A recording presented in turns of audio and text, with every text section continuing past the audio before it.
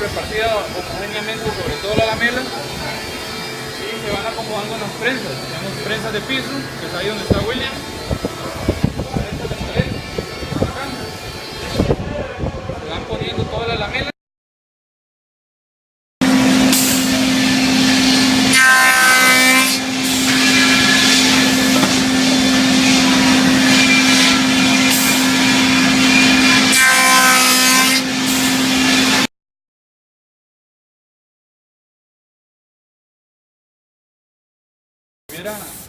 Vean ahí va a ser diferente, porque es un filtro.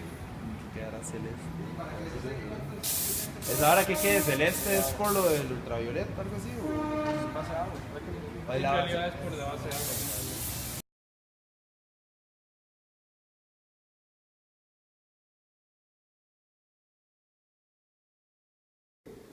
Que las piedras, las ventanas están desajustadas, que ocurren grandes torcimientos si la madera no estaba bien seca.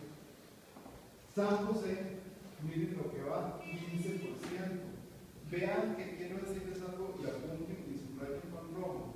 Si ustedes secan madera a 5% y la ponen en Vilarán, están botando el dinero. ¿Por qué? La madera va a llegar, es decir, jamás va a bajar a 5%, ni a 10, ni a 15. La humedad relativa siempre va a estar por encima de 20. Piensan cómo varía en todo el año, inclusive llega hasta el 25% en octubre.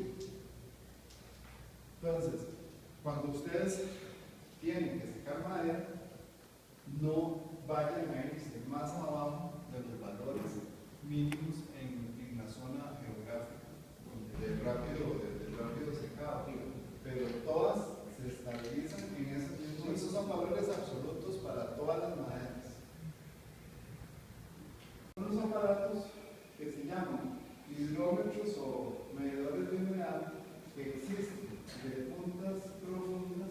Aquí vemos cómo la punta establece el puente eléctrico para que esta parte de aquí no afecte la lectura. Entonces ustedes pueden decir, bueno, esta pieza de madera que es de cuerpo de 20 centímetros de hondo, puedan medirla a 2 centímetros de profundidad y sacar el contenido medio.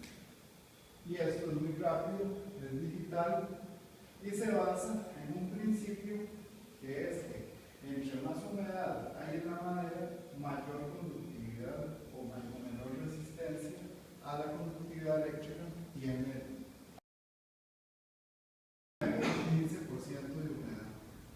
Esa es la madera seca al aire. También tiene su uso. Yo diría que ustedes, si van a hacer construcciones, no se vayan a tirar ni madera verde ni madera seca al horno, porque no tiene sentido. Y madera seca al horno es menor que 15%. Y entre más seca, más cara. El costo de la madera seca va aumentando cada 1%, va siendo más difícil de sacarlo. Por ejemplo, pasar madera de 15 a 14 se lleva, por decir algo, 3 horas. De 14 a 13 puede ser que el mismo procedimiento en las mismas condiciones ya tarde 6 o 8 horas. Y pasar de 10 a 8% puede tardar ya un día entero. Entonces cada vez se va haciendo más dura, es como una cuesta, ¿verdad? Entre más bajo vamos, la pendiente aumenta y el costo también, y los daños también en la madera. 12% es el dato que se van a encontrar en todos los libros de referencia de maderas. Cuando dice condición verde, más de 26%. Cuando dice madera seca, es 12%. En el libro de madera, pueden ver,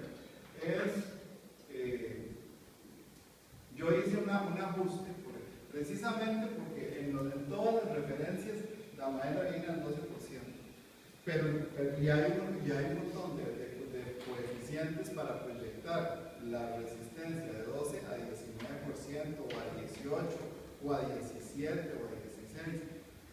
Más o menos de 12 a 15 no hay diferencia, pero ya a 19% sí. de la madera entre sí se mantenga juntos, no permiten desplazamientos. Y el aire seco pasa por entre los elementos, arrastrando la humedad en forma continua y en forma completa, de cabeza a cabeza, entonces no se secan más unas partes que otras, y eso produce los defectos de contracción. Nada más les voy a pedir un segundito. Fuertes, pues pueden llegar a soluciones increíblemente bellas y impresionantes. Este es un sistema liviano a base de madera con la mínima cantidad de pérdida. Porque fíjense que el árbol, al pasar de esta condición a esta condición, tiene un aprovechamiento de más del 90%. Luego, no requieren procesamientos complicados. Hay unos aserraderos portátiles que son a costada y son baratísimos. Estamos hablando que un aserradero portátil vale como $1 millón, 2 millones, digamos así, para ponerlo, para que si alguien quiere ir a comprar. En Costa Rica hay gente que tiene el aserradero, entonces lo alquilan, ¿no? Eso es una cosa muy interesante. No tener ni siquiera que tener el aserradero, organizan todo y cuando lo ocupan va y lo contratan, y el aserradero va con todo y operador y con afilador, y en la misma obra, en el mismo sitio de construcción, digamos que ustedes estuvieran en Punta Burica, por ponerlo lo más lejos que me imagino.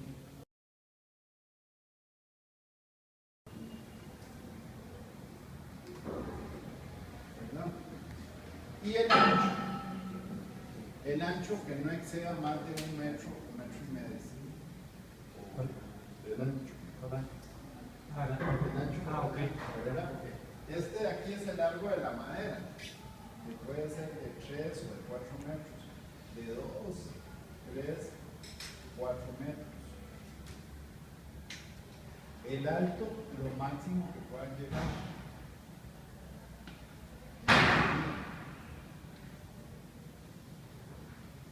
Y la profundidad de no más de 1 metro.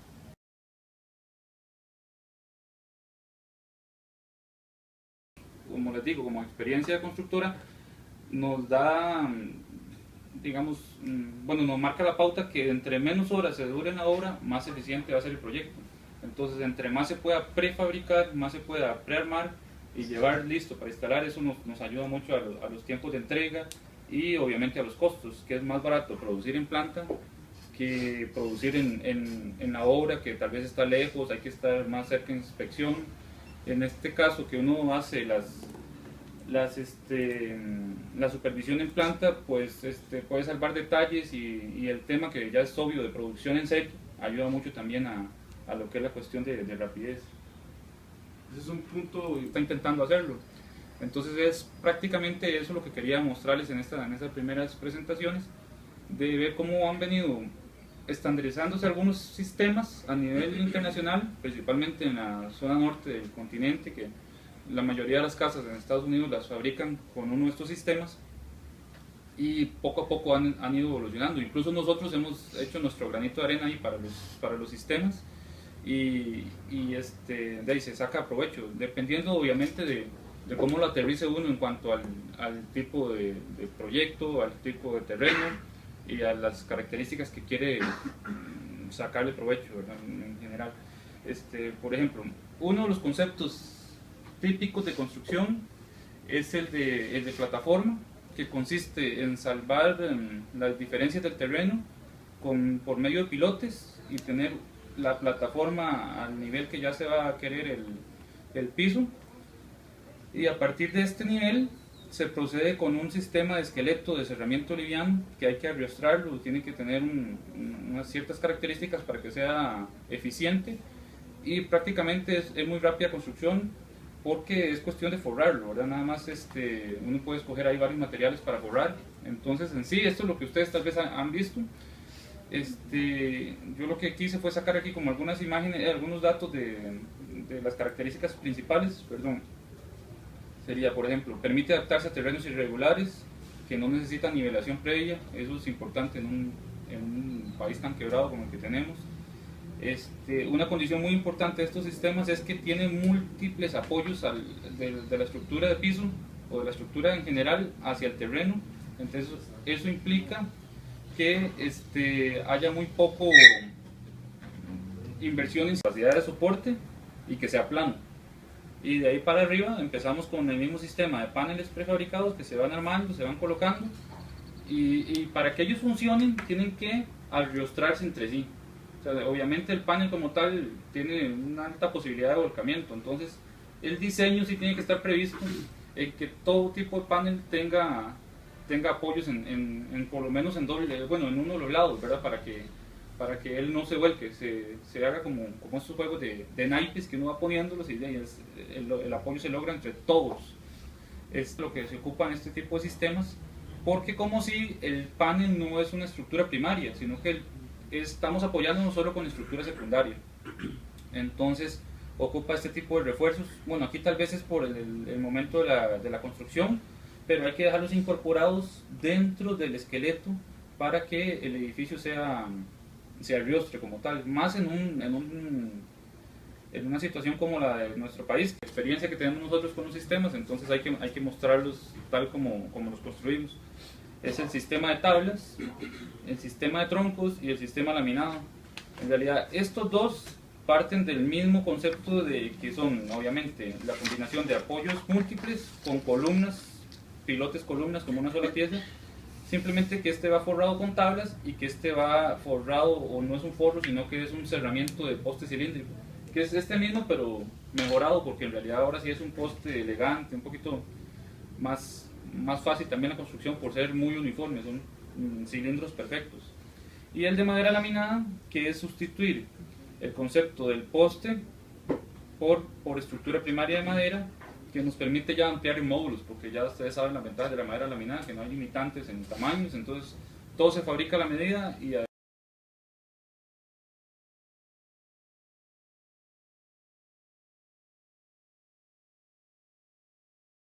lo que ya mencioné, el cambio, y la madera es un material diverso, tiene elementos que son en las maderas de hoja ancha, fibras que vistas en la sección lateral o radial aparecen como fibritas, son elementos alargados que tienen su pared, que al cortarlos pues entonces vemos solo el corte de las fibras de un lado o del otro, pero en el corte transversal vemos las fibras cortadas por cabeza. Y entonces vamos a ver el grueso de pared de esas fibritas y el espacio interno de esas células.